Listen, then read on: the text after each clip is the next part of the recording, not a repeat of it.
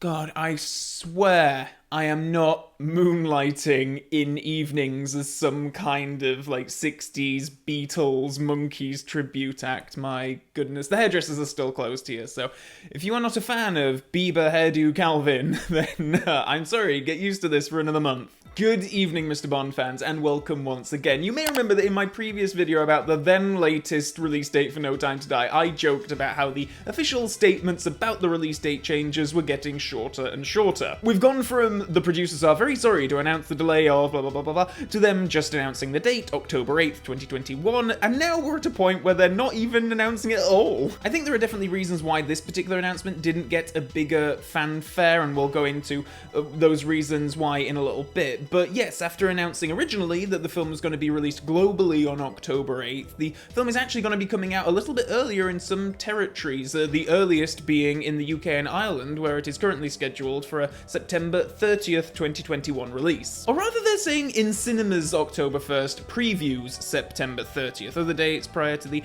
8th of October are currently the 6th of October for France and 7th October for the Netherlands. There are some others in there too. Most places, though, including the US, are still currently listing October 8th. I know that they're making a bit of a distinction there by saying that it's previews on September 30th and the film is only truly released on October 1st, but all that matters to me is, like, as a member of the public, when can I go to my local cinema, sit down, and see the film? And currently, that seems to be September 30th for where I live. I wasn't planning on making a video on this until some kind of official announcement was made through the usual 007 channels, Twitter, Facebook, and the like, but there kind of hasn't been one. Websites were just quietly updated, and I just found out about this via word of mouth, really. And I would imagine that from a PR perspective, they would run the risk of confusing people further if they were going to make a big song and dance about this relatively minor release date change in just a few territories. It does, however, mean that the global release is not going to be a thing. The film is likely to roll out staggered over time. It's traditional at this point for the Bond films to be released first in the UK, but this will come as no comfort to fans in other countries where the release date is still October 8th, and particularly after so much waiting has already taken place. There's no concrete news yet either on when, where, or potentially even how a premiere will take place. For what it's worth, which may not be much, Eventbrite has a page up for the premiere at the Royal Albert Hall for Friday the 8th of October, which is unlikely given that the film would have already been out in the UK for over a week potentially by that date. But really, I think the question is less of when the premiere will take place, but more of like how it will take place. Bond premieres are obviously big, glitzy promotional events, and who knows if something on the magnitude we're used to would be able to take place. It may well end up being pared down in some way, but hey, with vaccine rollout, at the moment going quite well in the UK, who knows? Maybe it'll still be able to feel like some kind of big celebration, even if there are some restrictions on crowd numbers and such. Obviously, this is still a big what if. Who knows what state this country will be in by that time, and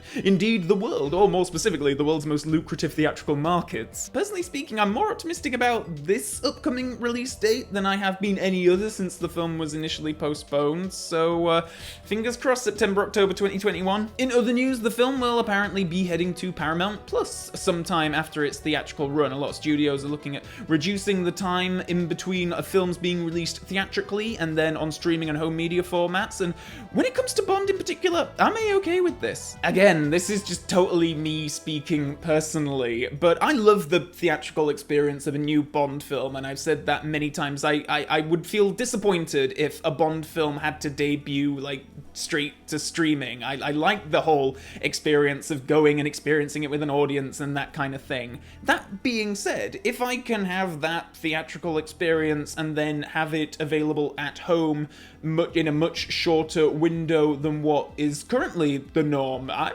totally down with that. I've always found it kind of annoying in the past, like when films end their theatrical run and then they're just like completely unavailable for like 2 months or whatever until the things eventually come out on Blu-ray and on streaming and all that kind of stuff. So I actually quite like the idea of just removing that time where you actually have no access to the film and like have them run in cinemas for like a month and a half or something and then put them straight on streaming and Blu-ray and the like. So that really appeals to me, and with that logic, who knows, I mean, maybe we'll be seeing No Time to Die in cinemas September, October, and then we'll be unwrapping the Blu-ray on Christmas Day that same year. And this is hardly a brand new concept. Movie studios have been looking to reduce that window between theatrical and home media for years now. Obviously, COVID has just accelerated this, but for me, that's kind of my ideal scenario. I don't know about you guys. Like, let me know in the comments section below if I'm too optimistic about this, but the idea of preserving that theatrical experience for those people who want to